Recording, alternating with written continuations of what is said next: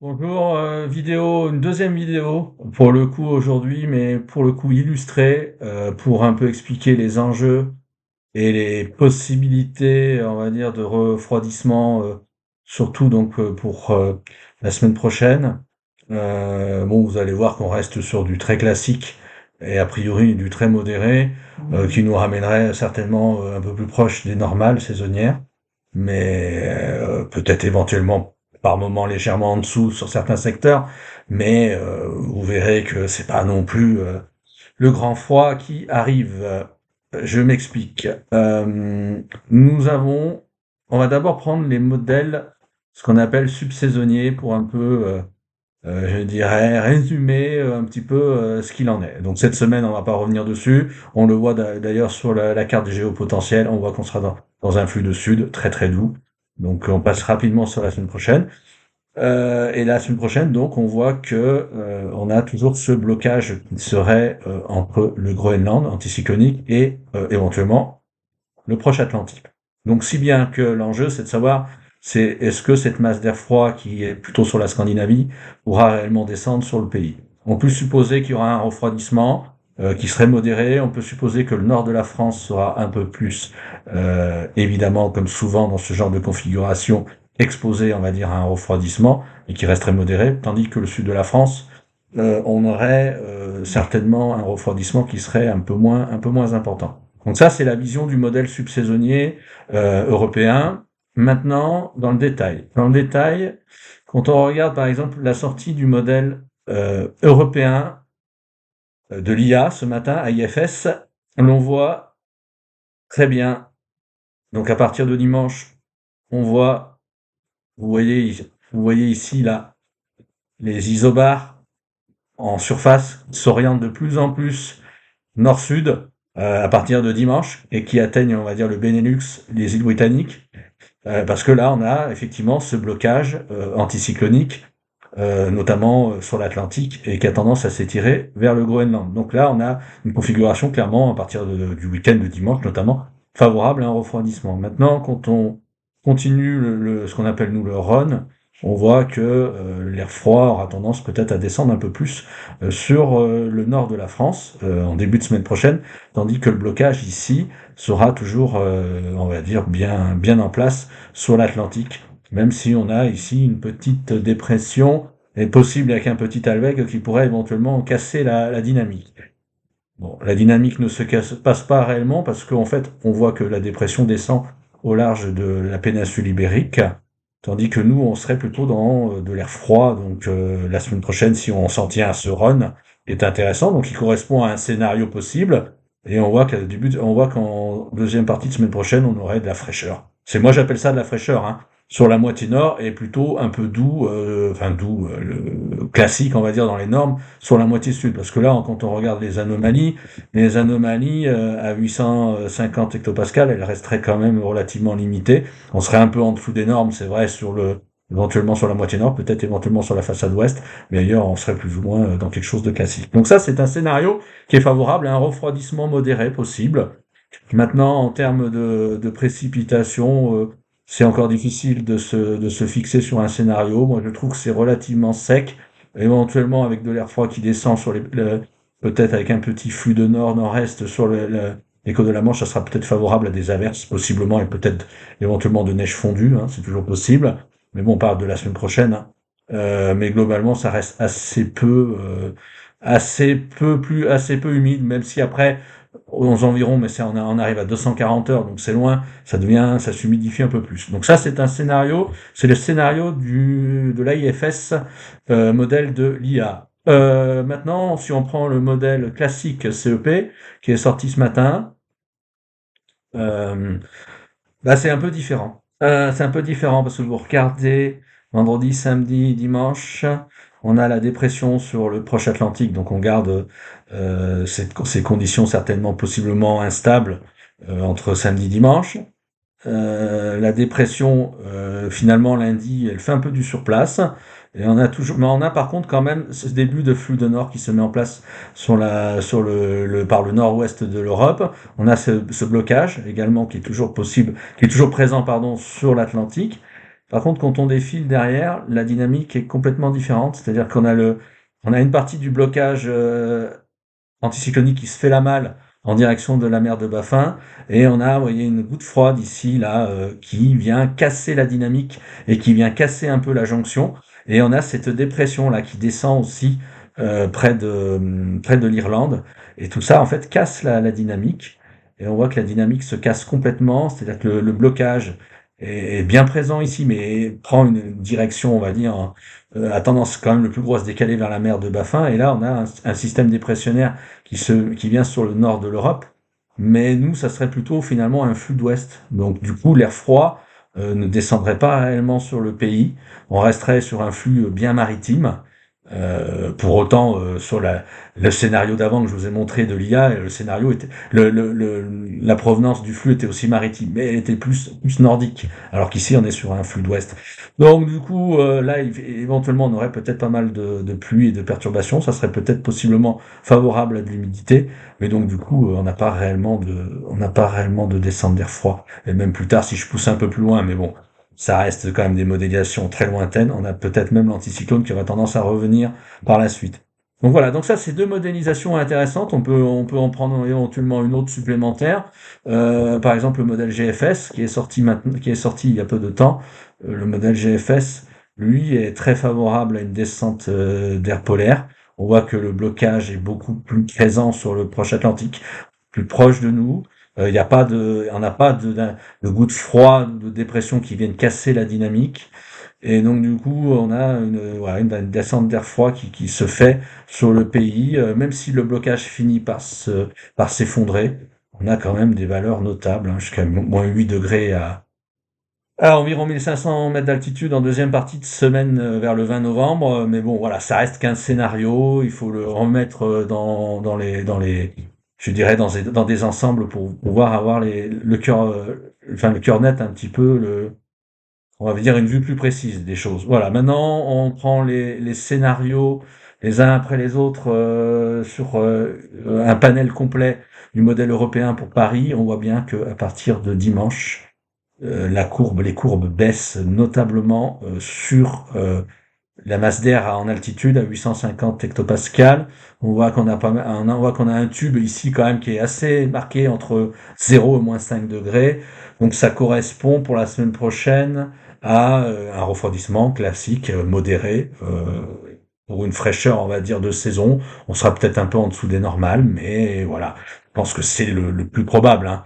C'est le plus probable. Pour autant, on a encore quand même des scénarios et un tube ici plus dispersé, moins important, moins imposant que celui du bas, qui garde des températures au-dessus de 0 degré. Donc il faut se méfier. Tout n'est pas encore fait. Voilà. Niveau humidité, on voit qu'à partir de vendredi, samedi, dimanche, on aurait un peu d'humidité, notamment sur Paris, mais donc du coup, sur la moitié nord et plus globalement sur la France.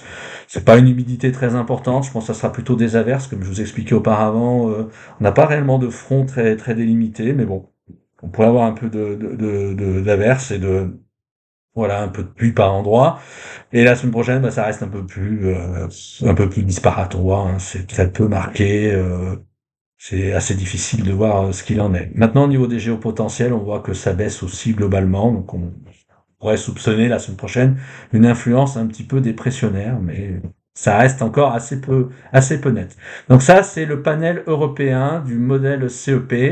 Et on a le panel européen de l'IFS donc lié à l'IA, et on est sur une dispersion comme hier d'ailleurs, qui est moins importante. Où là, on a réellement une baisse des températures à 850 hectopascales en dessous de zéro, et on a un tube assez proéminent, vous voyez. Hein, donc on a l'IFS est toujours assez sur son panel assez optimiste pour un refroidissement modéré. Voilà, donc ça c'est pour toujours. J'ai pris Paris comme ville, hein, mais c'est pour avoir une vue un peu globale. Donc toujours l'humidité prévue ce week-end aussi. La semaine prochaine, c'est un peu plus sec pour l'instant, mais ça peut évoluer. Et les géopotentiels ont tendance à baisser aussi, un peu moins sur l'IFS que sur éventuellement l'européen, mais donc on pourrait avoir éventuellement un temps dépressionnaire. Mais c'est assez peu clair et assez peu net à ce niveau-là. Donc ça reste à préciser. Donc ça, c'est pour la partie diagramme. Maintenant, si on prend une partie on prend l'altitude, on prend une vue hémisphérique, c'est intéressant de voir un peu l'évolution de ce qui va se passer. Donc on voit cette semaine, hein. On voit cette semaine, on voit déjà ce blocage anticyclonique ici en rouge, hein, vous voyez, un des géopotentiels plus élevés que la normale, donc sur le Groenland, et on voit que on va avoir un pic là dans les prochains jours, notamment demain, jeudi. Là, quand on arrive sur du violet, on a vraiment ça signifie que c'est un pic important de haut jeu potentiel. Donc on voit bien, nous, qu'on est dans le flux de sud cette semaine. Bon, maintenant, on va avancer rapidement, on va sauter à ce week-end. Donc on voit on voit encore ce pic de haut géopotentiel qui persiste. Mais on voit que petit à petit, regardez dimanche, on voit que sur la moyenne, alors ça reste qu'une moyenne, il faut se méfier des moyennes, on voit que ça bascule un petit peu sur la mer de Baffin. Donc on voit bien cette propagation un petit peu rétrograde, hein, et on voit que nous, donc, on bascule, vous voyez à l'avant, hein, de ce système de blocage là entre l'Atlantique et le Groenland. On voit que nous, on passe plutôt dans un temps dépressionnaire, globalement qui s'installe, vous voyez, de la mer de Laptev, Kara, Scandinavie, jusqu'à la péninsule ibérique. Donc ça reste qu'une moyenne, encore une fois, faut toujours se méfier des moyennes. Début de semaine prochaine, on voit donc le blocage qui quand même persiste assez fortement entre la mer de Baffin et le Groenland. Mais l'enjeu en fait, c'est de savoir est-ce qu'on aura le blocage anticyclonique ici qui résistera, qui permettra d'avoir un petit flux de nord de s'écouler sur le pays, ou est-ce que ce blocage ici sera cassé par éventuellement un Talweg ou une dépression. C'est ce qu'on a vu notamment précédemment sur le scénario du modèle européen, et à ce moment-là, on pourrait avoir une circulation un peu plus d'ouest qui se mettrait en place. En fait, c'est ça l'enjeu pour la semaine prochaine. Si on regarde en termes de centre d'action. Maintenant, j'avance un peu plus loin.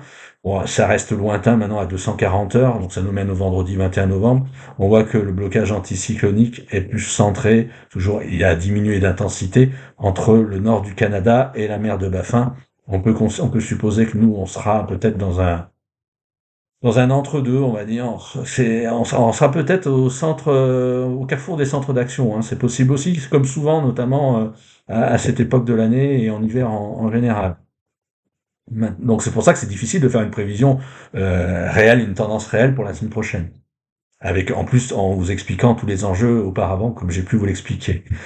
Maintenant, si on avance un peu plus sur la dernière semaine de novembre, enfin la semaine du 24 novembre, on voit on a toutes les chances de rebasculer dans un flux océanique typé, on va dire un petit peu NAO+, parce qu'on aurait éventuellement l'oscillation nord-atlantique qui reviendrait positive avec des dépressions qui reviendraient sur l'Irlande et un blocage qui se cantonnerait au Canada, et on pourrait retrouver un flux d'ouest un peu plus classique la semaine du 24 novembre. Alors la question, c'est de savoir flux d'ouest anticyclonique, flux de sud-ouest à sud-ouest anticyclonique ou éventuellement un peu dépressionnaire. Et je dirais que, vous voyez, regardez le modèle subsaisonnier, il dit pas autre chose. Vous voyez, on a le blocage qui se fait la malle ici, en direction de la mer de Baffin et du Canada. On a l'activité dépressionnaire qui reprend sur le nord de l'Europe et sur l'Irlande. Et nous, on sera peut-être à l'interface entre anticyclone subtropical et le courant de jet nord-atlantique pour la semaine du 24 novembre. Ça aurait tendance à ramener certainement davantage de douceur, du coup. Donc on peut considérer que peut-être le refroidissement très modéré de la semaine prochaine serait vraiment temporaire. Donc voilà, ça c'est la vue qu'on a pour la période de la dernière quinzaine, la deuxième quinzaine de novembre du coup. Et par contre, bon, début décembre, après, ça reste lointain, hein. On regarde un petit peu les modélisations. On voit toujours quand même, début décembre, cet anticyclone possible sur le Groenland. On a une activité dépressionnaire sur l'Atlantique, toujours présente, éventuellement sur la Scandinavie. Nous, on serait un peu au milieu de tout ça. Intéressant de voir que vers le 8-15 décembre, on a un blocage anticyclonique peut-être sur le nord de l'Europe et qui fait la jonction vers le Groenland. Donc là, pour le coup, ça peut être éventuellement intéressant pour des perspectives hivernales. Donc c'est pour ça qu'il ne faut pas enterrer du tout la possibilité d'avoir finalement davantage de perspectives hivernales sur décembre que sur novembre. Ce en quoi ce serait éventuellement pour les hivernophiles plus intéressant, parce que les masses d'air froid sont quand même plus importantes en décembre qu'en novembre. Donc c'est on peut considérer que c'est un peu prématuré de penser avoir un vrai coup d'hiver maintenant, quoi, hein. Voilà. Maintenant, ce qui est intéressant, c'est le diagramme WRP du CEP. On voit bien, là, dans les jours qui viennent, qu'on a une NA au moins qui se met en place, oscillation nord-atlantique négative. Assez typique. On voit que ce qui nous fait basculer dans peut-être une petite fraîcheur, enfin un refroidissement modéré, c'est un régime ATR, ce qu'on appelle nous, c'est un régime de dorsale anticyclonique atlantique, qui est bien proéminent. On voit durant le week-end et début de semaine, et on voit que petit à petit le diagramme oriente sur le retour en bleu là de la NAO+, assez classique comme je viens de vous expliquer. Donc, ce qui aurait tendance à faire revenir certainement aux alentours du 24, peut-être même un peu avant, un flux d'ouest à sud-ouest sur le pays et sur l'ouest de l'Europe. Donc cet ENA au plus voudrait éventuellement durer jusqu'à début décembre, et après on aurait peut-être des périodes, vous voyez en rouge, des périodes de blocage anticyclonique, possiblement plus froid. Donc c'est assez intéressant de voir l'évolution du VRP du CEP. Maintenant en termes d'indices, je vais pas trop m'attarder dessus. On garde quand même bien ce curseur, vous voyez, de la MJO, l'oscillation de Madden-Julian, qui reste quand même importante dans les prochaines semaines, qui sera assez peu, qui aura tendance à se déplacer que très doucement vers l'est en raison de la persistance, nous, de dipôles de l'océan Indien négatif. Donc on voit on a une MJO 6, une MJO 7, à horizon de, allez, on va dire 15-20 jours, ce qui est quand même garantit des flux méridiens au mois de décembre, surtout sur la première quinzaine, avec éventuellement la possibilité peut-être de descendre d'air froid aux latitudes moyennes, notamment certainement encore une fois, le continent américain est souvent bien placé pour ça, mais bon, on peut pas l'exclure encore une fois pour l'Europe et éventuellement pour la France. Autre indicateur intéressant, l'état du vortex polaire. Le vortex polaire est quand même plus faible que la normale. Vortex polaire qui est pris à 10 hectopascales. Et on voit que après courant décembre, il aurait tendance à se rapprocher à nouveau des normales avec un renforcement. Donc ça tendrait quand même je dirais, à dire qu'on pourrait avoir des perspectives de descente froide aux latitudes moyennes, notamment, comme actuellement aux États-Unis, notamment entre maintenant et éventuellement, ouais, la première quinzaine de décembre. Donc on a on a un certain potentiel, mais qui ne garantit rien complètement. Voilà. Donc, pour aller éventuellement plus loin dans les indices, ça serait intéressant, mais il y a énormément de choses à dire. Je pense que ce serait un petit peu plus compliqué à vous montrer tout ça. Donc voilà, donc c'était un état un petit peu du temps possible pour les prochaines semaines. J'espère que ça vous aura intéressé, et je vous dis à très vite.